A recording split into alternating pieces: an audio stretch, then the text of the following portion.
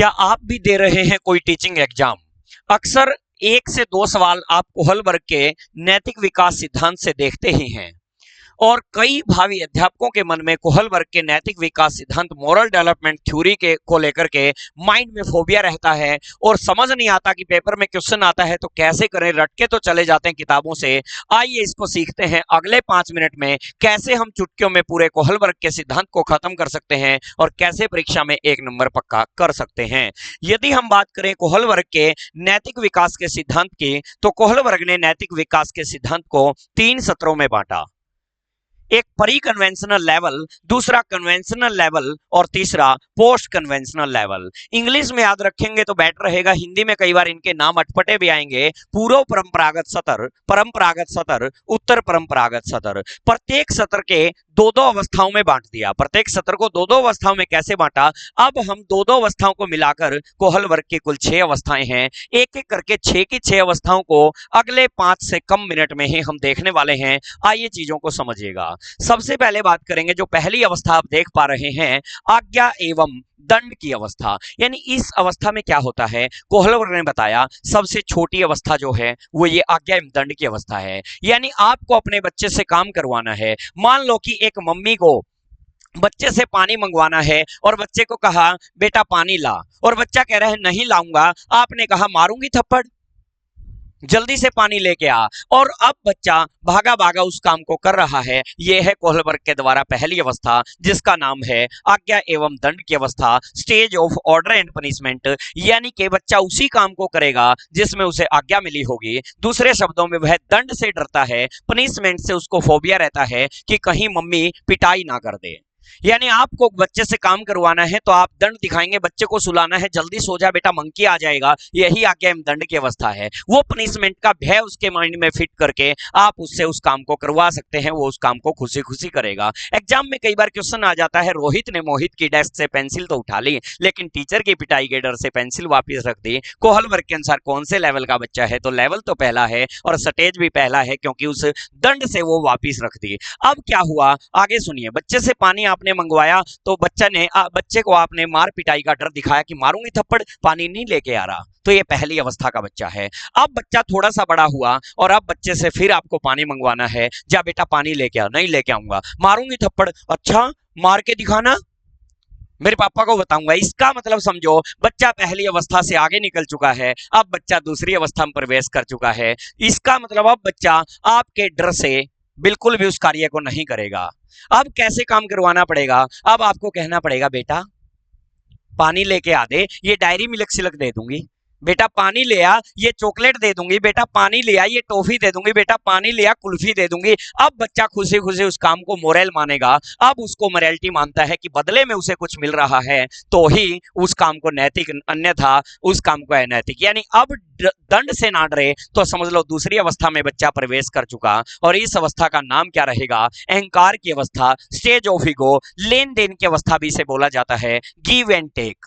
अदला बदली की अवस्था भी बोला जाता है, क्योंकि बदले में कुछ बच्चे को मिलेगा तो ही उस काम को करेगा। इसी को पुरस्कार की अवस्था भी बोला जाता है, स्टेज ऑफ रिवॉर्ड। जिसके बदले उसे पुरस्कार मिला जिस काम के, उसे ही मोरल माना है। इसका मतलब अब बच्चा दूसरी स्टेज में है। तो अब बच्चे से कोई काम करवाना है तो बदले में कुछ देना पड़ेगा। कई बार तो एग्जाम में क्वेश्चन ऐसा तक आ जाता है कि एक बड़े व्यक्ति ने छोटे बच्चे से कहा कि आप मेरी पीठ खुजा दो, और बच्चा कहता है आप भी मेरी पीठ खुजाएंगे तो मैं आपकी पीठ खुजाऊंगा। कोहलबर्ग के अनुसार कौन सी स्टेज है? तो अदला बदली की स्टेज हो गई। पुरस्कार की अवस्था की बदले में वो पुरस्कार ही है, उसका बदले में कोई काम मिला, एक हाथ ले एक हाथ दे, टिट फॉर टैट, जैसे को तैसा। ये सब दूसरी अवस्था है, ये सब अहंकार की अवस्था या पुरस्कार की अवस्था है। इसी के मैंने अनेक नाम बताए, लेन देन, पुरस्कार, गिव एंड टेक, ये सब है। फिर क्या हुआ? फिर बच्चा थोड़ा सा और बड़ा हुआ और अब मम्मी ने कहा बेटा पानी लेके आ। नहीं लेके आऊंगा, मारूंगी थप्पड़, मार के दिखा। तो समझो पहली अवस्था से भी गुजर चुका है। अच्छा बेटा कोई बात नहीं, चल थप्पड़ नहीं मारूंगी, बेटा ये टॉफी दे दूंगी, बेटा ये बिस्किट दे दूंगी, बेटा ये चॉकलेट दे दूंगा। अच्छा मैं तेरी टॉफी का भूखा हूं। तो समझो बच्चा दूसरी अवस्था से भी निकल चुका है। अब काम कैसे लें? अब काम ऐसे लेना पड़ेगा, हमारे ये तो बहुत गंदा बच्चा है और ये वाला ये वाला तो बहुत अच्छा बच्चा है, ये तो इतना बागा बागा काम करते। मान लो एक मम्मी के पास पड़ोसन बैठी है और पड़ोसन के सामने अपने बच्चे से आपको काम निकलवाना है, तो वो ना टॉफी के बदले काम कर रहा ना दंड से काम कर रहा, समझो पहली दूसरी अवस्था से निकल चुका है। अब पड़ोसन के सामने काम करवाना है तो दूसरे बच्चे की बुराई करनी पड़ेगी, हमारे ये तो बहुत गंदा बच्चा है, और जिससे काम करवाना है ये वाला, ये तो इतना बच्चा अच्छा है, अब पानी ला दे आपके लिए, भागा भागा जाएगा। तो इसी को बोलते हैं प्रशंसा की अवस्था, स्टेज ऑफ एप्रिसिएशन, या इसी को कहते हैं अच्छा लड़का अच्छी लड़की की अवस्था, good boy nice girl, stage of good boy nice girl. यानी कि बच्चा उसी काम को मोरल मानेगा जिस काम में बच्चे को क्या हुआ हो, उसकी प्रशंसा हुई हो। फिर क्या हुआ, फिर अगली स्टेज पे पहुंचते हैं। यहां तक समझ में आ गया, अब काम करवाना है तो उस बच्चे की बड़ों के द्वारा जिस काम में प्रशंसा होगी उसे ही मोरल मानेगा, अन्यथा एंटी मोरल उस काम को मानेगा यदि उसकी प्रशंसा नहीं हुई। पहली में काम कैसे किया, दंड से, दूसरी में काम बदले में कुछ मिला इनाम से, फिर वो टॉफी का और चॉकलेट का भूखा नहीं रहा, फिर वो किसका भूखा है, प्रशंसा का। फिर चला गया चौथी स्टेज में, चौथी में कैसे आएगा, अब बच्चे से काम करवाना है कोई भी काम, अब थोड़ी सी समझ बच्चे की विकसित हो गई, अब बच्चा जो भी समाज ने नियम बनाए हैं अब ऑटोमेटिक उन नियमों पे चलेगा, सामाजिक व्यवस्था का सम्मान करेगा, इज्जत करेगा, रिस्पेक्ट देगा सोशल सिस्टम को, जो भी सोशल सिस्टम है उसको क्या देगा, रिस्पेक्ट, सामाजिक व्यवस्था के प्रति सम्मान की अवस्था। इस अवस्था में बच्चा सोचता है ये नियम तो तोड़ ही नहीं सकते, ये नियम तो किसी शक्तिशाली ताकत ने, किसी भगवान ने, किसी गॉड ने, किसी सुप्रीम कोर्ट ने बनाए हैं, और इनको तोड़ दिया तो समझो कोई भगवान, कोई शक्तिशाली ताकत आके हमें दंड देगी, सजा देगी। यानी हर उस काम को नैतिक मानेगा जो समाज या बड़े द्वारा बनाया गया है। जैसे एग्जांपल के तौर पे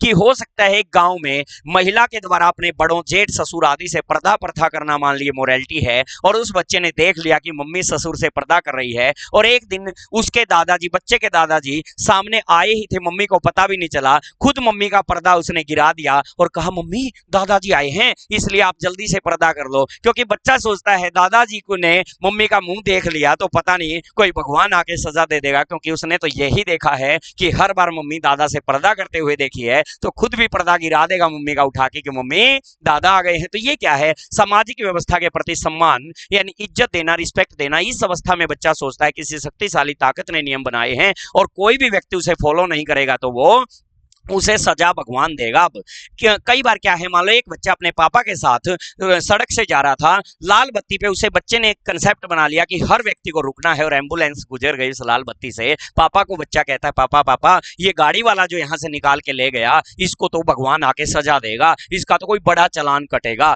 इसका मतलब बच्चे को नहीं पता कि एम्बुलेंस वहां से गुजर सकती। बच्चे के दिमाग में तो ये है, समाज का रूल है, नैतिकता का रूल है कि हर व्यक्ति को लाल बत्ती पे रुकना ही है। तो यही चौथी अवस्था है। इसी प्रकार एक बच्चा सीढ़ी पे चढ़ रहा था, चढ़ते चढ़ते गिर गया, दूसरे बच्चे ने भी देखा, अरे यार देख गिर गया ना, हाँ यार मैं इसलिए गिर गया क्योंकि सुबह सुबह देखो यार मैंने वो मम्मी की वो बात नहीं मानी थी, भगवान ने सजा दे दी। तो समझ लीजिए इस स्टेज के अंदर चौथी में सोचता है कि ये नियम तो भगवान ने बनाए हैं और इन्हें बदला नहीं जा सकता। तो ये भी ध्यान रखेंगे कौन सी में सोचता है, चौथी में कि नियमों को हम बदल नहीं सकते हैं। फिर क्या होता है, फिर बच्चा थोड़ा सा और बड़ा होता है, अब सामाजिक समझौते की अवस्था, स्टेज ऑफ सोशल कॉन्ट्रैक्ट, या इसी को सामाजिक संपर्क की अवस्था, पांचवी में पहुंच गया हूं, स्टेज ऑफ सोशल कॉन्टैक्ट। इसमें बच्चा सोचने लगता है समाज और व्यक्ति का अटूट संबंध है, समाज बिना व्यक्ति अधूरा और व्यक्ति बिना समाज अधूरा, कोई एक दूसरे से अलग नहीं किए जा सकते। यानी अब नियमों को, नैतिकता और सामाजिकता के नियमों को इसलिए मानता है क्योंकि वो समाज से उसका बंधन है, वो समाज से बंधा हुआ है। और इस पांचवी अवस्था में जाकर यह भी समझता है कि एक कोई पंचायत, कोई बड़ी पंचायत, कोई मेन मौजूद आदमी या कुछ एक लोगों का, महत्वपूर्ण लोगों का ग्रुप मिलकर यदि कोई समाज का नियम बदलना चाहे, जैसे वही पर्दा प्रथा वाला जो चौथी अवस्था में सोच रहा था फिक्स है, इस अवस्था में सोचने लगता है कि सामाजिकता के, नैतिकता के नियमों को बदला भी जा सकता है, कि गांव इकट्ठा होके उस पर्दा प्रथा को बंद भी कर सकता है। तो ये है आपकी पांचवी यानी सामाजिक समझौते की अवस्था। इसमें पड़ोसन मतलब एक महिला से दूसरी पड़ोसन से आलू मांगती है तो उसे दे देती है, भाई मेरे घर मेहमान आए हैं आलू दे दे थोड़े से, क्योंकि वो इसलिए दे देती है कल को उसके घर मेहमान आएंगे तो उसे उससे टमाटर लेने पड़ सकते हैं। आपस में सामाजिक समझौता है यानी कॉन्ट्रैक्ट है, इसको सामाजिक अनुबंधन की अवस्था भी बोलते हैं, स्टेज ऑफ सोशल कॉन्ट्रैक्ट। तभी एक दूसरे से सामाजिक समझौता है, अटूट संबंध है, और यहां समझने लग जाता है कि नैतिकता के नियम फिक्स नहीं है, उन्हें कोई एक बड़ा वर्ग, कोई एक समुदाय यानी कोई एक महत्वपूर्ण, कोई मेन ग्रुप या पंचायत कोई बड़ी, उसको बदल भी सकती है। नियमों को, जैसे मैंने एग्जांपल दिया। फिर क्या होता है जी, फिर छठी स्टेज आती है हमारी सार्वभौमिक सिद्धांत की अवस्था। उसमें अपने खुद गांधीवादी विचार, यानी कि उसमें आदर्शवादी विचार और ज्यादा मैच्योर हो जाता है। कोहलबर्ग के अनुसार ये सबसे अंतिम अंतिम अवस्था है, और इस अवस्था में वो इतना मैच्योर हो जाता है कि वो सविवेक से चलने लगता है। इसी को सार्वभौमिक या सविवेक की अवस्था भी बोलते हैं। अपने खुद के नैतिकता के नियम बना लेता है कि मैं तो मेरे हिसाब से चलूंगा, समाज क्या कहता है उसके हिसाब से नहीं, मुझे तो मेरी नैतिकता के नियम देखने हैं। तो ये आपकी कौन सी अवस्था आती, छठी। इसी में हम तीनों लेवल भी देख चुके हैं, समझ लो 6 की 6 अवस्था आपके उंगलियों पे याद हो गई, तो समझो 3 लेवल तो ऑटोमेटिक हो गए। मान लो 5वीं अवस्था की विशेषता पूछी, ऑप्शन में अवस्था नहीं दी, लेवल दे दिए, तो सीधी सी बात है तीसरा लेवल है। चौथी अवस्था दे दी तो समझ लो दूसरा लेवल है। तो ये आप इस प्रकार चुटकियों में याद रख सकते हैं। कमेंट बॉक्स के माध्यम से अवश्य बताएं कि आप कोहलबर्ग की ये वाली थ्योरी आपको कैसी लगी, और अच्छे से आप डीप में चीजें करना चाहते हैं हमारे साथ KTDT ऑनलाइन एजुकेशन ऐप पे जुड़ सकते हैं। वीडियो के नीचे लिंक है, यदि आप यहां तक आ गए हैं तो आप हमारे साथ ऐप में कंप्लीट डीप में कंटेंट करने के लिए जुड़ सकते हैं। Thank you.